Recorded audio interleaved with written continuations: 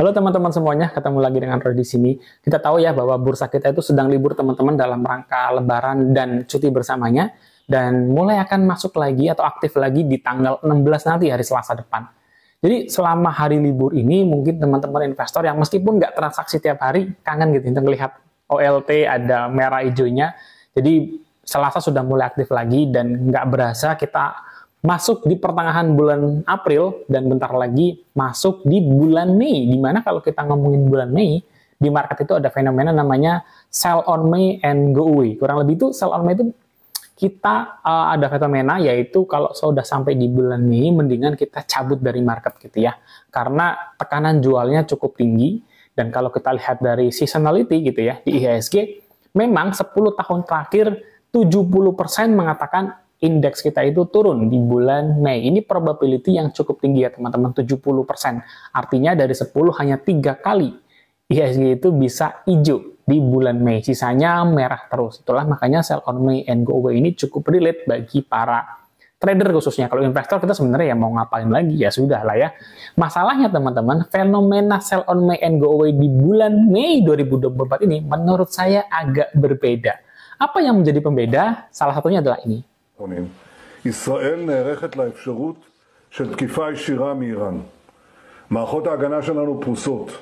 אנחנו ערוכים לכל תרחיש, הן בהגנה והן בהתקפה.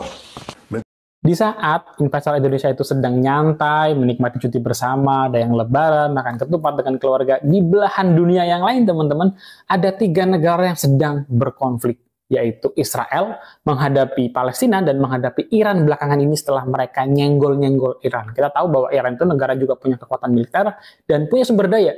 Jadi ketika Israel mencolek negara satu ini, tensinya langsung cepet tuh. Kayak langsung tiba-tiba panas.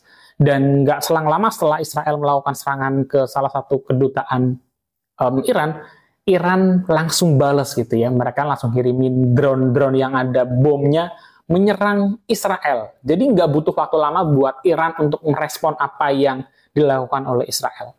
Pada intinya, saya nggak bahas isi perangnya teman-teman, karena kusut lah. Kalau kita ngomongin Israel lawan Palestina itu sudah bertahun-tahun sering terjadi.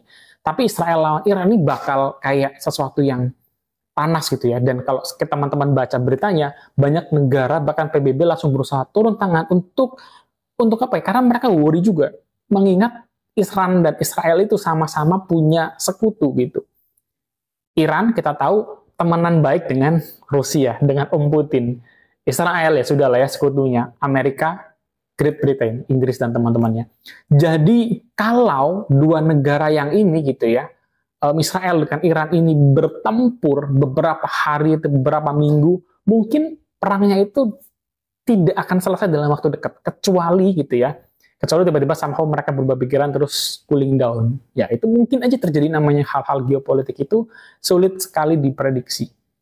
Jadi, saya melihat setelah Lebaran ini teman-teman, semoga sih nggak terjadi. Saya senang sekali kalau prediksi saya salah, proyeksi saya salah gitu ya. Tapi kemungkinan besar mengingat market-market di US sudah mulai keseret turun, Bitcoin turun, ada kemungkinan juga hari Selasa ketika kita masuk IHSG-nya panic selling, volatile. Nah, jadi gimana dong? Di saat kita sedang berlibur, di luar sana tensinya sedang naik, beberapa bursa berguguran, Bitcoin turun, dan lain-lain, kita investor harus ngapain? Ikutan panik nggak sih nanti di hari Selasa atau Rabu ketika mungkin market sedang volatile? Menurut saya nggak perlu gitu ya. Kita nggak perlu mengikuti kepanikan yang terjadi sesaat di market. Yang perlu kita lakukan adalah kita stick dengan strategi kita, yaitu kita invest di long term. Kalau misalkan Selasa, Rabu, sampai Jumat besok bahkan mungkin tertekan, ingat kita invest untuk long term gitu ya. Siapa tahu setelah seminggu besok berdarah, minggu depan tiba-tiba rally. Nggak ada yang tahu. Atau mungkin nggak minggu depan, tapi mungkin Juli, Agustus, September, Desember, kita nggak tahu. Jadi stick dengan rencana kita. Tetapi di samping itu semua teman-teman, kita juga mesti wise. Wise di sini adalah kita evaluasi lagi portofolio kita dan kita coba seimbangkan portofolio kita. Saya nggak terlalu kaku gitu ya sebagai investor kalau misalkan saya harus simpen ini 1 tahun, 2 tahun, 3 tahun. Enggak sih. Saya cukup fleksibel, cukup adaptif gitu ya. Jadi ngelihat situasi dan saya ingin memastikan bahwa saya punya cash yang cukup gitu. Saya belajar dari tahun 2018, tahun 2020 ketika ada market yang down cukup dalam. Cash itu penting sekali. Bukan untuk kita takut bahwa market terjadi apa-apa, tapi ketika market sedang turun, kita punya dana, kita punya alokasi untuk bisa beli lagi. Gitu. Bukan untuk disimpan duitnya, tapi kita mau beli lagi. Dan belinya di harga yang lebih murah lagi ya. Itu tujuannya kita punya alokasi cash gitu. Dan karena ini momennya habis Lebaran gitu ya, kita tahu Lebaran itu identik juga dengan THR.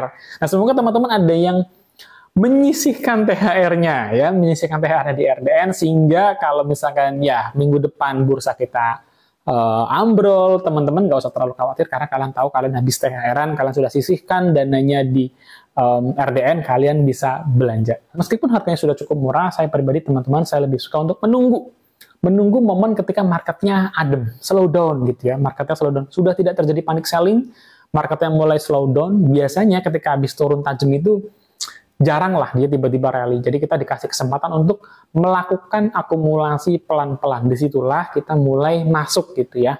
Dan masuknya pun nggak langsung hajar all in gitu ya, nggak. Saya lebih suka belinya cicil-cicil gitu ya. Saya selalu bikin alokasi maksimal satu saham itu berapa persen dalam portofolio dan saya bagi-bagi ke beberapa kali pembelian. Biasanya 3-4 kali pembelian. Kadang-kadang full 100% pembelian, kadang-kadang juga baru 3 kali sudah naik dan saya nggak kejar lagi, biarin aja saya pindah ke saham yang lain.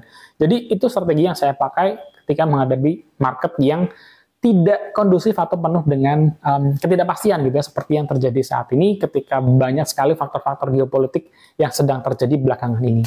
Nah, setelah ini teman-teman ada satu video lagi yang saya buat nyambungin topik ini, yaitu saham-saham yang punya kesempatan untuk bersinar di tengah faktor geopolitik yang sedang panas seperti saat ini. Sahamnya apa? Saham komoditas jawabannya, dan ada 2 komoditas yang menurut saya itu punya potensi gitu ya. Pertama adalah minyak yang sekarang sudah mencapai $80 per barel dan diproyeksikan menyentuh $100 per barel. Yang kedua adalah batu bara.